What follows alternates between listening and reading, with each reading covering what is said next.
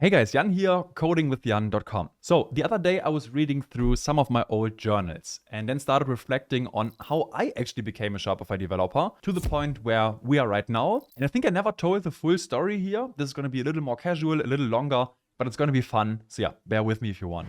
So some of you may know this. I actually have a background in mechanical engineering. I know, most German thing ever, right after having a good taste for beer. And these days everyone tells you like how college is a scam and whatnot. I personally loved it. But also, to be fair, here in Germany, college is essentially free because we don't have any natural resources like no oil, no gas. So the country pretty much relies on education. But I also loved everything around it, like living on my own schedule, meeting new people. I'm genuinely interested in math and physics, like I'm still today, like universe, like most fascinating thing ever. Like how could that not be interesting? And I was also working as a tutor quite a bit. And that was really one of the best jobs I ever had. Like I wanted every student to pass the exams. And of course, that didn't work out in practice. But like I spent so much time preparing all the materials. I spent so much time breaking things down. I wanted to make it as simple for them as possible. Yeah, I really poured my heart into this. Spoiler, I'm still kind of doing this today, but different subject. But yeah, that was really fun. Now, the only problem I had with engineering though, the only little problem I had with it is that I didn't like the jobs that I was working, which is like pretty fundamental for a career path. But luckily I realized this early and I already tried to pivot towards the direction of software as much as I could. So I specialized as much in robotics and programming as possible, which is like as far as you can go within the boundaries of mechanical engineering, like robotics and programming. And when I started working in robotics, it was kind of cool at first, but then I realized that programming industrial robots is not exactly the type of programming that I want to do. It's more like teaching different sequences of movement to the robot. And these robots are also pretty dumb, if you want to call it that. Like, for example, if you have an industrial robot that does this movement all day long and you walk in its way, it's straight up gonna kill you, right? And it doesn't even realize. Like, that's how dumb these robots are because they don't have any sensors or nothing. And there's probably a field of robotics where it's like more complex household robots that need to like scan their environment, image processing, etc. That would have maybe been more interesting. But yeah, that was my experience at the time. I also didn't like being in factories all the time. And here I don't want to sound like whining too much or complaining too much because it is a good career. It's like super stable, well paid, and we should be grateful for the opportunities we have. But if you've never been in factories, it's usually either too hot or too cold. It's oftentimes crazy loud. Sometimes you're exposed to like potentially dangerous chemicals. And then factories are also usually not built in the nicest places.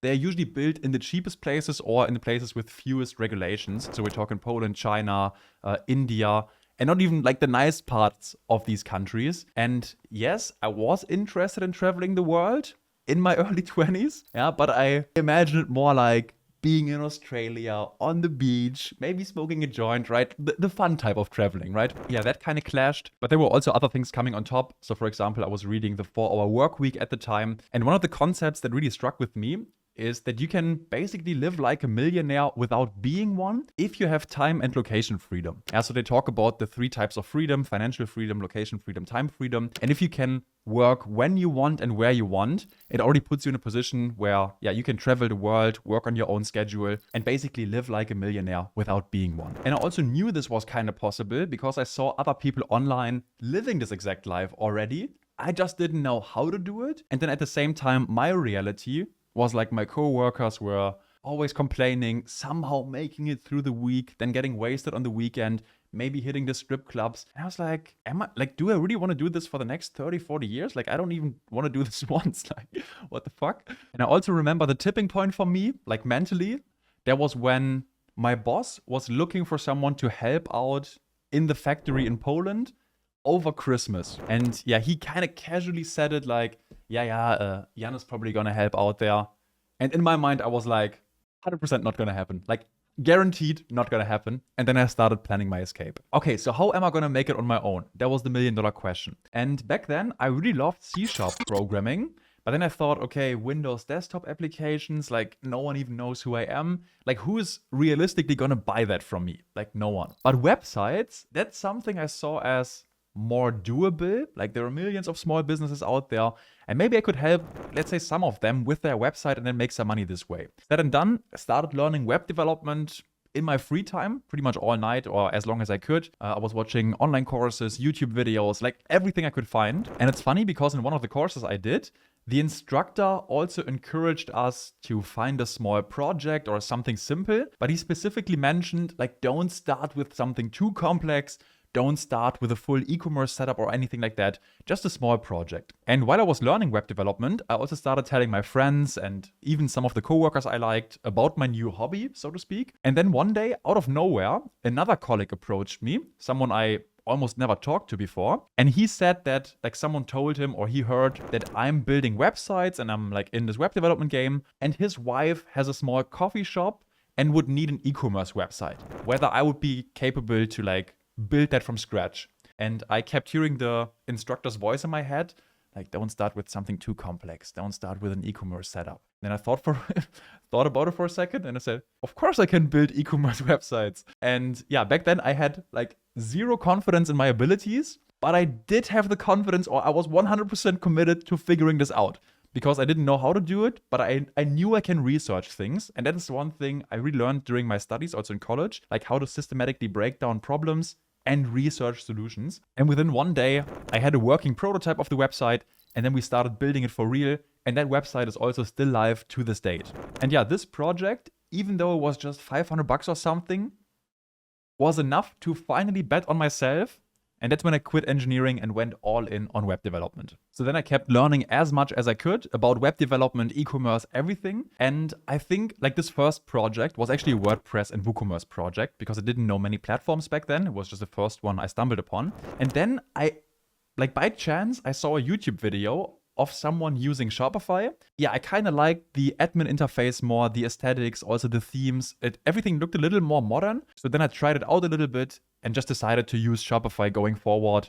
And yeah, never looked back. I also started going to Shopify meetups. We had quite a few in my area around the time. And that was because, yeah, I didn't even know anyone in the space. And I wanted to meet people, exchange thoughts and stuff. So that was an awesome place. And this is also where I landed my next client, an interesting one. It was a young woman and she was selling unicorn products. Like everything unicorn. Unicorn glasses, unicorn towels, unicorn t-shirts, unicorn everything. And she was making hundreds of thousands per year just doing that. And that was like so mind-blowing to me because, yeah, it kind of showed the opportunities in this space, like e-commerce. Okay, this is wild. This is like a niche not too many people know about. And it's just interesting to be in this space, sort of. The problem I had, though, as a freelancer is, first of all, finding like clients consistently. I didn't have any systems or anything. It was always by pure chance, kind of. And I underpriced myself way too hard because I didn't even know, like back in engineering, I kind of calculated my hourly rate. But if you have a full-time job, your hourly rate tends to be a lot lower than when you're self-employed. So I underpriced myself super hard. I also lacked confidence a lot because, yeah, I was just new to this space. And I kind of saw, okay, like, how am I going to make this work out long term? No clue. But then luckily, because I was going to these e-commerce meetups and Shopify meetups, I met the founder of one of Germany's fastest growing Shopify agencies at the time. His name is Patrick. I'm still good friends with him today. And then I was wondering if I could possibly work for them for a while. But I also wasn't sure if I was like good enough because I was like self-taught. I was pretty new in this space. I actually had this engineering background and not a full computer science background. But eventually we got along super well and they ended up hiring me in their agency. And I actually stayed there for 2 years, like learning as much as I could because I wanted to learn from experienced people. They already had like professional clients. They had professional programmers. And honestly, that was the best decision for me, just being in the space and absorbing as much knowledge as possible. Now, why was this agency experience so important to me? Not only did I learn a ton more about coding and programming, like obviously you learn a lot while working in the field and while working on different projects, but also for the first time ever, I saw real sales processes in action, like how they keep track of leads, how they communicate with clients, how they write proposals. If you don't want to price your websites at $500, but rather several thousands, how to close retainers, like all the sales and marketing side of running an agency. And before that, or prior to seeing this, I didn't even know that these things existed. So I couldn't even have asked the right questions to learn about it because it was just a complete blind spot for me. And this is also what I see with so many of the developers that I'm working with now. Like over the last 5 years, we've worked with over 3,000 people from all walks of life. Like everyone has their own blind spots. And it's so hard to figure out these blind spots without an outside perspective. And that's also why I'm always teaching both, like the technical side obviously you need the coding skills, but then you also need the sales and marketing side of things that I was completely lacking and many others don't have on their radar as well. All right, then in parallel, I also started this YouTube channel here while still working in the agency. And in the beginning, I was really just sharing the things that I learned and thought were worth sharing, or the things I wish I knew when I started out, like before working in the agency. And that seemed to resonate with other people. So it helped them on their projects. It helped them make more income as a Shopify developer. And I'm still getting like a ton of messages from people today who say, hey, I watched your videos 5 years ago. Now I'm a Shopify developer, or I have this and that career, or I started an agency and have 10 employees now, which is awesome. I really love these types of messages. And this is really where I saw the second chance to make self-employment work for me, because I always loved teaching. I told you about my like tutoring experience, like how I loved the job. And yeah, then I left the agency. And in the beginning, I was still freelancing on the side a little bit just to support myself, while we already worked on our education programs.